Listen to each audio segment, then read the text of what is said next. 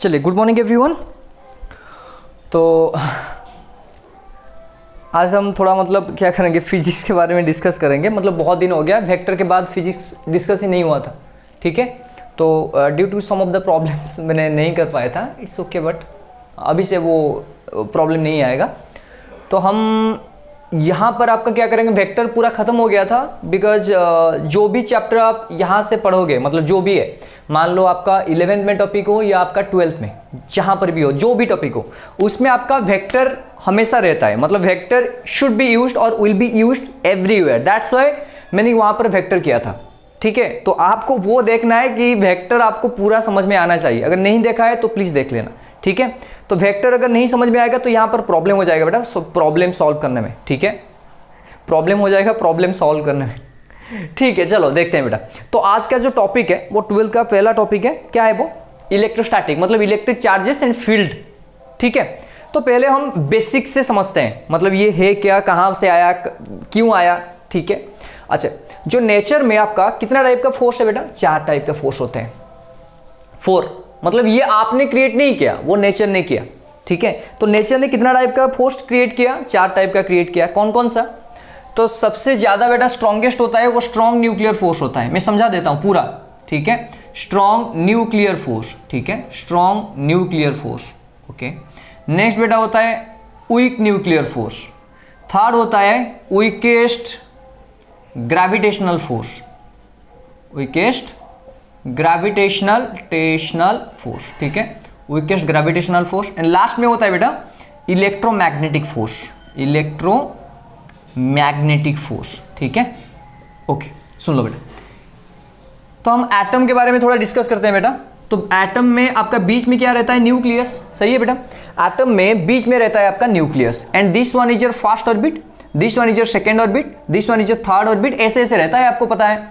First orbit में क्या रहता है बेटा? 2 इलेक्ट्रॉन रहते हैं, एंड उसके बाद 8, उसके बाद 8, तो ऐसे ऑक्टेट रूल फॉलो करते हैं, ठीक है। अभी देखो न्यूक्लियस का अंदर क्या है, हम तो डिस्कस करेंगे ये प्रोटॉन इलेक्ट्रॉन के बारे में, अभी बस वो जान लो। न्यूक्लियस में आपका है बेटा प्रोटॉन, एंड क्या है बेटा? न्यूट्रॉन, ठीक है। हम नहीं जा रहे, डिस्कस पूरा करेंगे, पहले समझ लेते हैं कि ये जो फोर्स है वो कहां पर एक्ट करता है। देखो, तो ये बेटा प्रोटॉन हो गया, ये न्यूट्रॉन हो गया। प्रोटॉन का चार्ज जनरली क्या होता है? पॉजिटिव, न्यूट्रॉन का 0, कुछ नहीं होता है। अभी बताओ, सपोज मैंने एग्जांपल ले लिया बेटा एल्यूमिनियम। एल्यूमिनियम का एटॉमिक नंबर कितना है? 13। एटॉमिक नंबर जो है नंबर ऑफ प्रोटॉन्स वही है। तो यहां पर बताओ, एक एटम में सॉरी एल्यूमिनियम का एटम ले लिया मैंने, उसका जो न्यूक्लियस है उसके अंदर क्या होगा आपका? 13 प्रोटॉन्स है, ठीक है। अभी बताओ 13 प्रोटॉन्स जो होगा वो इक्वल है, तो इक्वल रिपेल करते हैं, हम डिस्कस करेंगे पूरा, ठीक है। अभी के लिए समझ लो, तो ये 13 प्रोटॉन आपका क्या करेंगे? रिपेल करेंगे। लेकिन वो रिपेल्सन क्या होगा? देखो, ये प्रोटॉन है, ये प्रोटॉन है, ये पॉजिटिव है, तो ये पास में नहीं आएंगे, ऐसे आएंगे तो दूर चले जाएंगे, क्योंकि they are repelling to each other. Repel हो रहा है यहाँ पर, तो ये इस तरफ गया, ये इस तरफ गया। अच्छा, तो बहुत सारे ये मान लो आपका एक एल्यूमिनियम का इतना है। अब और मान लो बेटा 1 kg एल्यूमिनियम ले लूँ, तो मोल कॉन्सेप्ट आ जाएगा 6.023 into 10⁻23 into the something into 13, कितना आ जाएगा? बहुत सारे आ जाएंगे। तो रिपल्सन कितना होगा? बहुत सारे रिपल्सन होगा, तो बाहर आना चाहिए वो, लेकिन आ रहे हैं? नहीं आ रहे हैं। So that is due to the strong nuclear force. तो स्ट्रॉन्ग न्यूक्लियर फोर्स क्या करता है आपका? प्रोटॉन में लगता है, जो न्यूक्लियस के अंदर जो लगता है वो होता है स्ट्रॉन्ग न्यूक्लियर फोर्स। प्रोटॉन में strong nuclear force, proton neutron में वही, न्यूट्रॉन में strong nuclear, proton and neutron जो बाइंड होके अंदर, ये मान लो न्यूक्लियस है, ये मान लो आपका प्रोटॉन न्यूट्रॉन है, ऐसे ये बाहर नहीं आ रहा है due to strong nuclear force, ठीक है। वीक न्यूक्लियर फोर्स कहां पर आता है? देखो, ये बेटा आ गया आपका, क्या आ गया? प्रोटॉन, यहाँ पर इलेक्ट्रॉन, देखो यहाँ पर डिस्टेंस आपका क्या है? कम है, तो अट्रैक्शन ज्यादा होगा, क्योंकि इसका नेचर पॉजिटिव है, नेगेटिव है। डिस्टेंस धीरे धीरे बढ़ रहा है, देखो, तो अट्रैक्शन घट जाएगा। तो ये होता है आपका वीक, इलेक्ट्रॉन एंड प्रोटॉन के बीच में जो आपका क्या होता है? फोर्स लगता है न्यूक्लियस का, वो होता है वीक न्यूक्लियर फोर्स। आ गया समझ में, ठीक है। फिर थर्ड वीकेस्ट जो होता है, सबसे वीकेस्ट होता है, वो होता है आपका ग्रेविटेशनल फोर्स। ग्रेविटेशनल फोर्स तो पता है आपको, जो ऑब्जेक्ट का मास होता है वो आपका ग्रेविटेशनल फोर्स क्रिएट करता है, अर्थ का एंड हमारा। बताओ ये आपका ग्रेविटेशनल फोर्स कैसे? हाँ, न्यूटन का फॉर्मूला भी था, F इक्वल बेटा G into m1 m2 divided by r square. अगर यहाँ पर मान लो एक m1 है, यहाँ पर बेटा m2 है, उनके बीच में डिस्टेंस कितना बन गया, r बन गया, तो ये f इक्वल टू फॉर्मूला कितना बनेगा, f equal to g into m1 m2 by r square. Correct, okay, this is the सबसे वीकेस्ट होता है। अच्छा, जिसका जितना ज्यादा मास उसके ऊपर उतना ग्रेविटेशनल फोर्स, ठीक है। इसका मास मान लो बेटा 10 या 20 ग्राम, ठीक है। ये जितना देर में आपका नीचे पहुंच रहा है, मान लो 5 kg ऑब्जेक्ट, वो क्या होगा, जल्दी जाएगा। क्यों? बिकॉज मास ज्यादा है, उसमें आपका ग्रेविटी मतलब ग्रेविटेशनल फोर्स ऑफ अर्थ, ठीक है, वो आपको क्या, वो बॉडी को क्या करेगा, नीचे मतलब खींचेगा, अट्रैक्ट करेगा। जितना ज्यादा मास उतना ज्यादा ग्रेविटेशनल फोर्स। मतलब यहां पर ये हुआ सर, जो ग्रेविटेशनल फोर्स है उसके लिए कौन रिस्पॉन्सिबल है, मास। जिसका मास नहीं होगा उसमें ग्रेविटेशनल फोर्स एक्ट नहीं करेगा। जितना कम मास उतना कम ग्रेविटेशनल फोर्स। नहीं आया समझ में? अरे बेटा एम अगर 0 हो गया टोटल, तो ए कितना होगा, 0। तो जहां पर मास होगा वहां पर आपका क्या होगा, ग्रेविटेशनल फोर्स एक्ट करेगा। तो mass is a fundamental property of the body which is responsible for what. अरे मास क्या होता है, total matter content in a body, ठीक है ना। एंड वो किसके लिए रिस्पॉन्सिबल है, ग्रेविटेशनल फोर्स के लिए।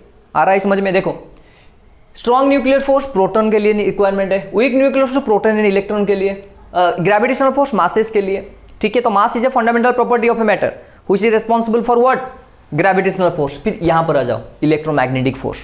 इलेक्ट्रोमैग्नेटिक फोर्स के लिए भी सेम, कुछ ना कुछ चाहिए आपका जो पार्टिकल ना फंडामेंटल, वो बॉडी में ही एक्ट करेगा। तो वहां पर आता है बेटा चार्ज। तो charge is a fundamental property of a matter which is responsible for electromagnetic force. Electromagnetic force के लिए आपको चार्ज चाहिए। अगर चार्ज नहीं होगा तो इलेक्ट्रोमैग्नेटिक फोर्स भी नहीं आएगा। मैं समझाता हूं ब्रॉडली, ठीक है। अब जब धीरे धीरे पढ़ोगे, अगर चार्ज बेटा रेस्ट में होता है, अच्छा, इलेक्ट्रोमैग्नेटिक फोर्स इसमें 2 पार्ट है। एक हो गया इलेक्ट्रो पार्ट, मतलब इलेक्ट्रिक पार्ट, दूसरा पार्ट हो गया बेटा मैग्नेटिक पार्ट, ठीक है। तो इलेक्ट्रिक पार्ट आ गया, मैग्नेटिक पार्ट आ गया। तो इलेक्ट्रो पार्ट में क्या होता है, इलेक्ट्रोस्टैटिक पढ़ोगे आप, एंड करंट इलेक्ट्रिसिटी ये पढ़ोगे आप। मतलब चार्ज इन रेस्ट, उसमें आपका इलेक्ट्रोस्टैटिक बनेगा। और उसके बाद क्या होगा बेटा, चार्ज इन मोशन। तो चार्ज इन मोशन में करंट इलेक्ट्रिसिटी आएगा। उसके बाद मैग्नेटिक, वही सेम ही है, चार्ज के बारे में ही डिस्कस कर रहे हैं हम। चार्ज रेस्ट में होगा तो इलेक्ट्रिक फोर्स आएगा, चार्ज मोशन में होगा तो भी इलेक्ट्रिक फोर्स आएगा, मतलब वो करंट इलेक्ट्रिसिटी हो जाएगा, ठीक है। मोशन में चार्ज मोशन करेगा तब आपका मैग्नेटिक फोर्स आएगा। ओएस्टर्ड एक्सपेरिमेंट सोच लो, एक कंडक्टर यहां पर है, यहां पर आई करंट फ्लो हो रहा है, तो उसके चारों तरफ क्या होता है, मैग्नेटिक फील्ड क्रिएट होता है, ठीक है। ये बात आ गया समझ में, 10th में या 9th में पढ़े होंगे, ठीक है। तो यहां पर चार्ज मोशन आ गया तो मैग्नेटिक फोर्स बना। अभी चार्ज एक्सीलरेट करो, चार्ज को एक्सीलरेट करो, मतलब वेलोसिटी में चेंजेस करो, बढ़ाओ वेलोसिटी को, तो उसमें क्या होता है, आपका इलेक्ट्रोमैग्नेटिक फोर्स आता है, वेव, इलेक्ट्रोमैग्नेटिक वेव, यही है ना। तो charge is responsible for electromagnetic wave और इलेक्ट्रोमैग्नेटिक फोर्स। आ गया समझ में? तो charge is a fundamental property of A object which is responsible for, अरे बताओ क्या है, इलेक्ट्रोमैग्नेटिक फोर्स। आ गया पूरा समझ में, बेसिक्स, ठीक है। और थोड़ा समझते हैं। देखो ये चार्ज कहां से आया, ठीक है, चार्ज कहां से आया मैं आपको थोड़ा बता देता हूं, सुन लो। तो इलेक्ट्रोमैग्नेटिक फोर्स के लिए कौन रिस्पॉन्सिबल है, चार्ज। तो charge is a fundamental property of what, matter. Charge is a fundamental property of a matter, fundamental, ठीक है, property of matter, fundamental property of matter, ठीक है। Charge fundamental property of matter, ठीक है, which is responsible for what, electromagnetic force, ठीक है। Next, okay, relation मतलब experiment हुआ। क्या एक्सपेरिमेंट हुआ, चार्ज का जब डिस्कवरी नहीं हुआ था, ठीक है, मतलब कितने टाइप का चार्ज है, क्या है, तो चार्ज मुझे आ गया समझ में, इसके लिए रिस्पॉन्सिबल है। लेकिन यहां पर हाँ, और एक चीज बेटा, फंडामेंटल का मतलब पता है आपको, फंडामेंटल, ठीक है। फंडामेंटल का मतलब होता है can not be broken down into further, can not be broken down further, broken down further, मतलब क्या हुआ, आप इसको ब्रेक नहीं कर सकते। देखो nucleus is a fundamental particle, नहीं, because nucleus can be broken down into proton, neutron, proton and neutron, ठीक है। अच्छा, proton and neutron can be what, fundamental particle, नहीं, प्रोटॉन एंड न्यूट्रॉन को ब्रेक डाउन करो तो क्वार्क बनेगा। तो these are not fundamental. Fundamental वो होता है जिसको आप ब्रेक नहीं कर सकते, ओनली इलेक्ट्रॉन। आगे समझ में? तो electron is the only fundamental particle, मतलब इलेक्ट्रॉन का ब्रेक डाउन नहीं कर सकते, उसको ब्रेक डाउन कभी नहीं कर सकते। क्वार्क इलेक्ट्रॉन टर्म में आपका क्या होता है, डिस्क्राइब होता है जो आपका, हाँ, क्वार्क, ठीक है। तो proton and neutron can be broken down into quark, of quark and down quark. मैं मतलब सिखा दूंगा आपको वो क्या है। तो वो भी आपका रिप्रेजेंटेशन इलेक्ट्रॉन में होता है, ठीक है। चलो पहले एक एक्सपेरिमेंट करते हैं। एक्सपेरिमेंट में क्या हुआ देखो, यहां पर बेटा मान लो ये आपका प्लास्टिक रॉड आ गया, ठीक है, this one is your plastic rod, ठीक है। और यहां पर मैंने ले लिया दूसरा वाला प्लास्टिक रॉड ले लिया, और यहां पर बेटा ले लिया ग्लास रॉड, ठीक है। दोनों बेटा इंसुलेटर है, हाँ सही है सर। ये प्लास्टिक रॉड है, ये ग्लास रॉड है, ओके। यहां पर क्या बेटा, फॉर ले लिया मैंने, फॉर FUR, ठीक है। और यहां पर आपका प्लास्टिक रॉड में आपका फॉर ले लो, और यहां पर बेटा ले लिया सिल्क, ठीक है, कुछ भी सिल्क। देखो फिर मैंने क्या किया, plastic rod is rubbed with for, ठीक है, and glass rod is rubbed with silk, sorry RUBBED, ठीक है। तो मैंने प्लास्टिक रॉड को क्या किया, फोर से आपका रॉब ऐसे रॉब किया, और उसके बाद ग्लास रॉड में क्या किया, सिल्क में रॉब किया।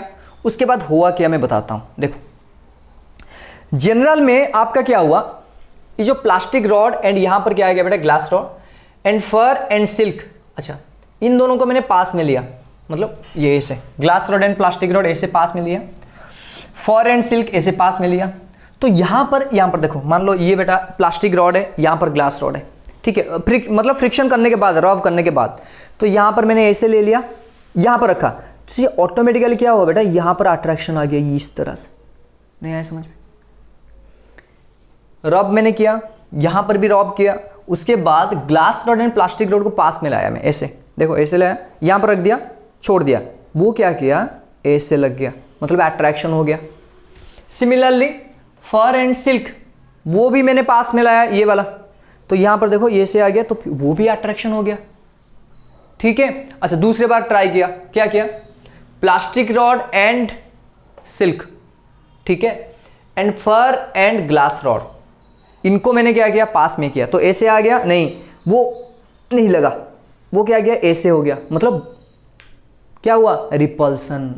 मतलब यहां पर एक चीज समझ में आ गया सर, इसको फ्रिक्शन करने के बाद इसमें कुछ तो प्रॉपर्टी आ गया जिसके लिए ये दोनों अट्रैक्ट कर रहे हैं, ये दोनों अट्रैक्ट कर रहे हैं, लेकिन ये दोनों क्या कर रहे हैं, रिपल्सन, एंड ये दोनों आपका रिपल्सन।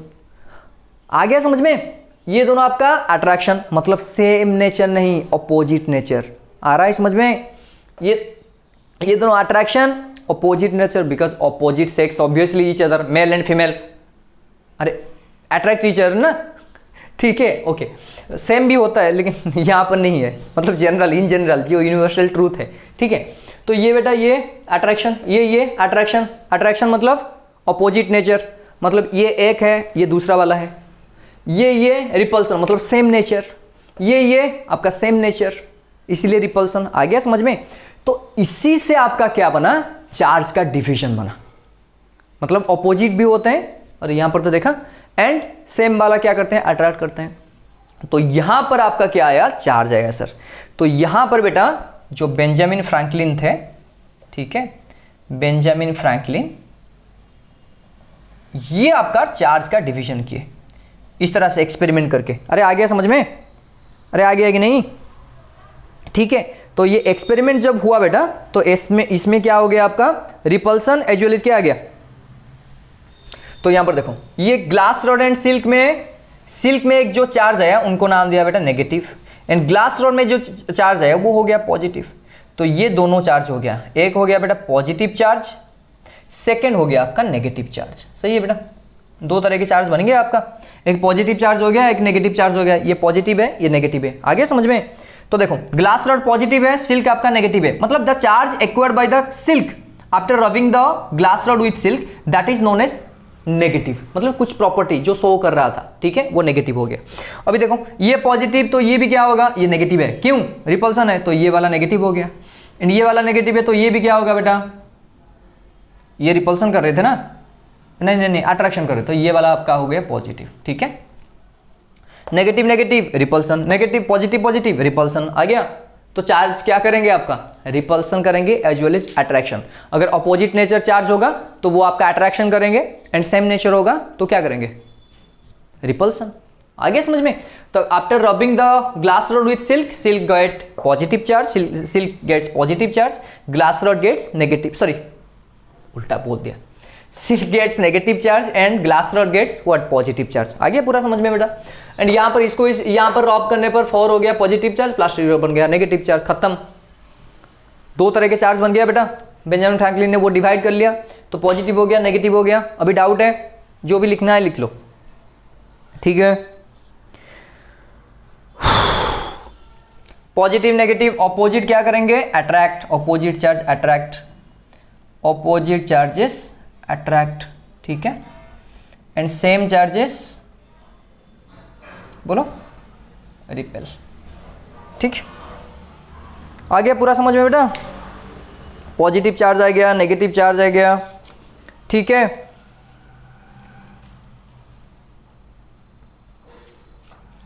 ठीक है, मिटा दूं, ये वाला समझ में आ गया आपको। अभी चलते हैं हम एटम की तरफ, वो जो डिस्कस कर रहे थे, ठीक है।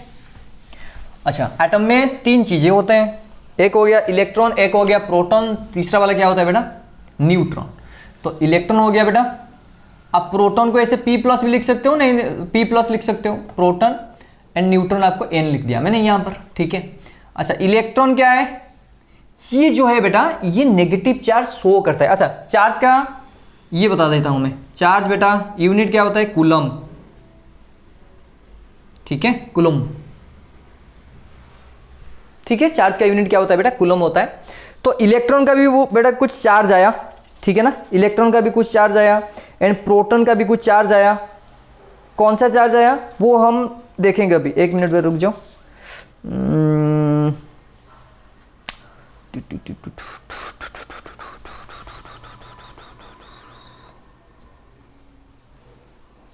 हाँ ठीक है, चलो ठीक है। तो चार्ज का यूनिट क्या हो गया बेटा, कूलम हो गया, सी आ गया। अभी देखो इलेक्ट्रॉन में क्या है चार्ज, नेगेटिव, नहीं इस तरह से नहीं बोलते हैं, समझा देता हूं मैं, सुन लो। इलेक्ट्रॉन का चार्ज नेगेटिव नहीं है, इलेक्ट्रॉन का नेचर नेगेटिव है। आ रहा है समझ में, क्यों, because electron is one type of carrier. वो क्या करता है, चार्ज का तो 2 ही टाइप का हुआ, पॉजिटिव एंड नेगेटिव। आपको बोल रहा है अरे चार्ज कितना टाइप का है सर, इलेक्ट्रॉन, एक प्रोटॉन एक न्यूट्रॉन, नहीं नहीं नहीं नहीं, वो नहीं है। Electrons and protons these are the particles, उनका नेचर जो होता है वो होता है आपका पॉजिटिव एंड नेगेटिव। मतलब इलेक्ट्रॉन जो होता है बेटा वो -1.6 into 10⁻⁻19 coulomb of negative charge को कैरी करता है। So this is the carrier. कितना चार्ज, नेगेटिव चार्ज का कितना अमाउंट, 1.6 इंटू 10⁻⁻19। प्रोटॉन क्या करता है, पॉजिटिव चार्ज कैरी करता है 1.6 इंटू 10⁻⁻19 कूलम, ठीक है। इलेक्ट्रॉन 1.6 इंटू 10⁻⁻19 कूलम का नेगेटिव चार्ज कैरी करता है, proton 1.6 into 10⁻⁻19 coulomb positive charge carry करता है। बेटा समझ में आ गया, ये कैरियर, दीज आर कैरियर, ये नहीं, कुछ नहीं कैरी करता। तो इसीलिए आप ऐसे लिखते हो, इलेक्ट्रॉन का चार्ज कितना, -1.6 इंटू -1.6 इंटू 10⁻⁻19 कूलम।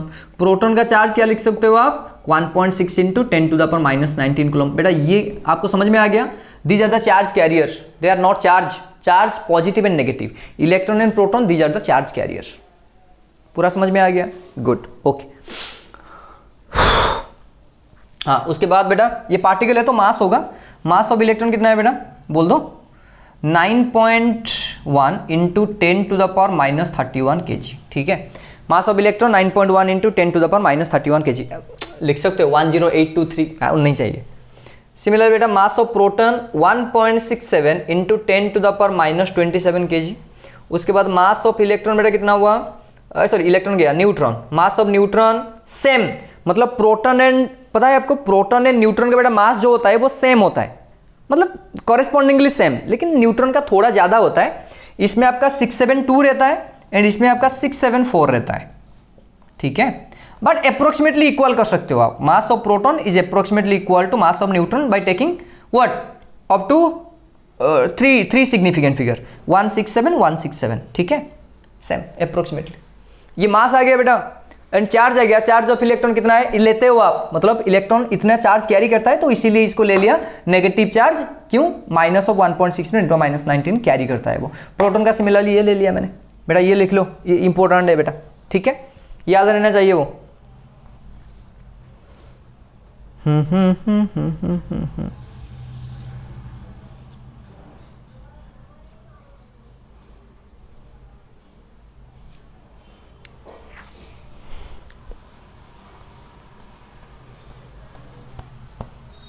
अच्छा ये पता है आपको मास ऑफ जो न्यूक्लियस होता है, पता है मास ऑफ न्यूक्लियस पता है सर क्या है मास ऑफ न्यूक्लियस? सर ये तीनों का एडिशन नहीं, न्यू इलेक्ट्रॉन को कंसीडर नहीं करते हैं, क्यों? देखो यहाँ पर 9.1 इंटू 10⁻31 kg, कितना छोटा है, बहुत छोटा होता है।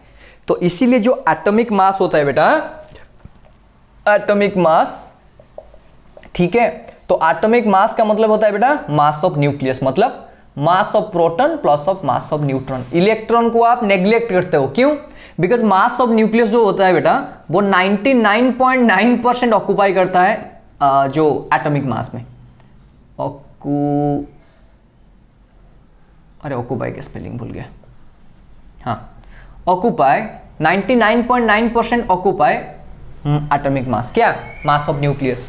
तो न्यूक्लियस में क्या है न्यूट्रॉन एंड प्रोटॉन, तो न्यूट्रॉन एंड प्रोटॉन का जो मास है वो एटॉमिक मास का 99.9% होता है, एंड जो 0.1% बचा वो किसका है इलेक्ट्रॉन का है, तो इसीलिए काउंट में नहीं करते हैं बेटा। आगे समझ में, इलेक्ट्रॉन को काउंट नहीं करते हैं, क्यों? 0.1% ऑफ कंट्रीब्यूशन, इग्नोर, ठीक है, ओके।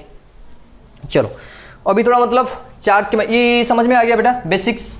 अभी देखो एक मतलब एग्जांपल लेके आपको समझाता हूं, समझ लो पहले।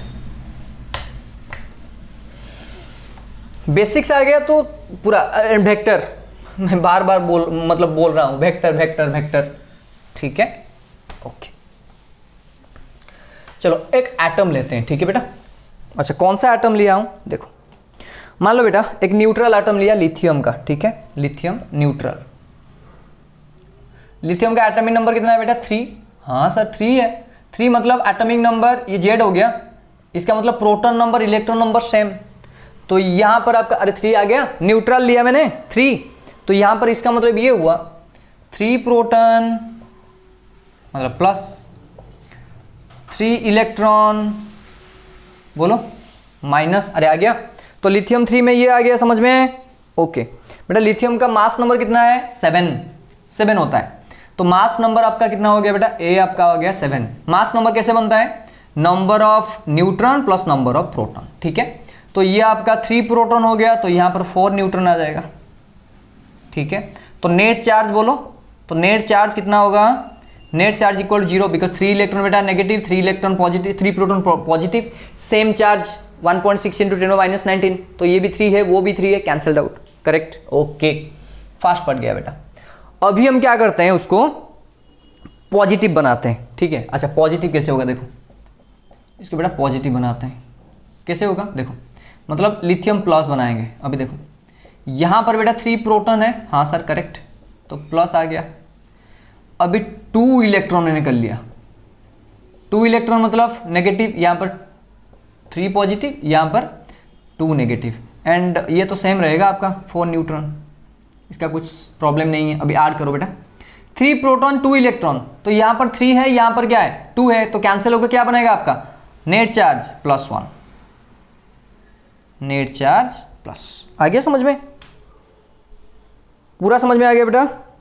मतलब जहां पर आपका फ्यूअर नंबर ऑफ इलेक्ट्रॉन्स होंगे, fewer number of electrons, fewer number of electrons, fewer number of electrons then proton, then this will be positive charge, ठीक है। अभी नेगेटिव करते हैं, देखो तो लिथियम माइनस करेंगे सर, तो यहां पर क्या आ जाएगा 2 प्रोटॉन, तो यहां पर 2 प्लस आ गया, 3 इलेक्ट्रॉन, तो यहां पर बेटा 3 माइनस आ गया, एंड यहां पर बेटा 4 न्यूट्रॉन, ठीक है। ऐड कर लो, नेट चार्ज कितना आएगा, अरे देख लो -3 + 2, तो नेट चार्ज बेटा आ गया -1। तो यहां पर क्या आ गया आपका fewer number of proton, than electron, then it will be negative charge. जहाँ पर फ्यूअर नंबर ऑफ इलेक्ट्रॉन्स है वो पॉजिटिव चार्ज है इनडायरेक्टली, एंड जहाँ पर बेटा फ्यूअर नंबर ऑफ प्रोटॉन्स है वो आपका हाँ नेगेटिव चार्ज है। आगे बेटा समझ में ये चार्ज का डिस्ट्रीब्यूशन कैसे होता है, कि क्यों होता है, ठीक है, लिख लो क्विक।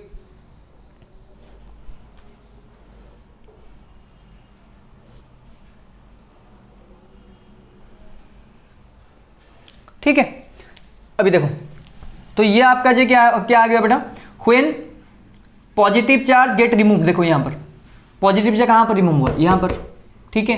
तो जहां पर बेटा आपका इलेक्ट्रॉन ऐड होता है, नहीं तो आपका इलेक्ट्रॉन क्या होता है बेटा, अरे इलेक्ट्रॉन ऐड होता है नहीं तो आप प्रोटॉन ऐड कर सकते हो। अच्छा एक मिनट, गलती क्या करते हैं बच्चे, मतलब बच्चे लोग क्या करते हैं आपका, मतलब सारे के सारे क्या गलती करते हैं, देखो बेटा proton can not be removed, क्यों बताओ, मैंने पहले मतलब जो स्टार्टिंग में बताया था, नहीं आया समझ में, स्टार्टिंग में क्या बताया था, protons are attracted and protons are bind together, protons are bound together in the nucleus by strong nuclear force. तो वहां पर स्ट्रॉन्गेस्ट न्यूक्लियर फोर्स एक्ट कर रहा है, यू कैन नॉट, मतलब डिवाइड नहीं कर सकते उसको, बाहर नहीं ला सकते, इसीलिए प्रोटॉन ऐड नहीं करते हैं। मतलब यहां पर तो सर गलत हो गया, नहीं गलत नहीं हुआ, यहां पर 3 प्रोटॉन रहने दो, इलेक्ट्रॉन को आप ऐड कर सकते हो। तो यहां पर मान लो 4 इलेक्ट्रॉन आ गया, तो देखो ये 4 माइनस ये 2, 3 प्लस कितना हो गया, वही सेम ही है। तो fewer number of protons than electron, मतलब ये नहीं है, तो इसमें हम गलती किए हैं। क्या गलती किया है, more number electrons than proton, then it is negative charge. Proton को अलग नहीं कर सकते आप, आ गया समझ में। तो एडिशन ऑफ इलेक्ट्रॉन, ठीक है, addition of electron creates what, addition of electrons create negative ion. उसके बाद removal of electrons create positive ion, ठीक है। आप अगर इलेक्ट्रॉन को ऐड कर रहे हो मतलब मोर नंबर ऑफ इलेक्ट्रॉन्स, तो इसमें आपका नेट चार्ज नेगेटिव आएगा, तो ये नेगेटिव आयन बनेगा, मतलब atom is converted into ion. आ रहा है समझ में, एटम इज कन्वर्टेड, ठीक है, एटम इज कन्वर्टेड, ठीक है। और अगर रिमूव करोगे या मतलब ऐड करोगे तो नेगेटिव आयन बनेगा, रिमूव करोगे तो पॉजिटिव आयन बनेगा, and the process is known as what, ionization. आ गया समझ में, केमिस्ट्री पढ़ा लिया मैंने। Process is known as ionization, process is known as ionization, ठीक है। तो gaining, loss and gain of electrons are known as what, ionization, ठीक है, ओके।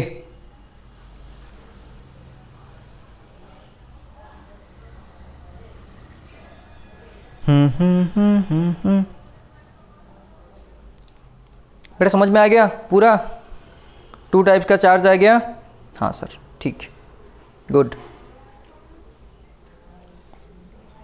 लिख लिया आपने, कोई बेटा बेसिक समझ में आना चाहिए, मैंने ये बोल रहा हूं बार बार।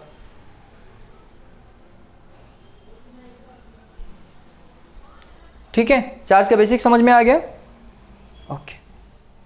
मिटा दूं ये,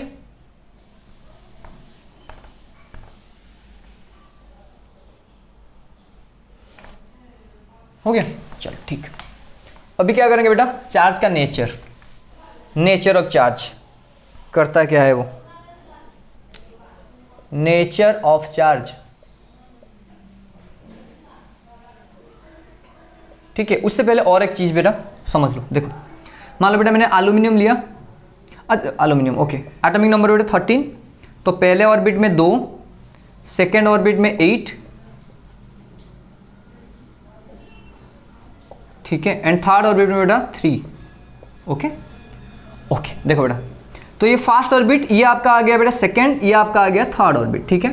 थर्ड ऑर्बिट में कितना है 3, तो these are known as valence electron, समझ में आ गया बेटा, वैलेंस इलेक्ट्रॉन, सही है सर, ओके।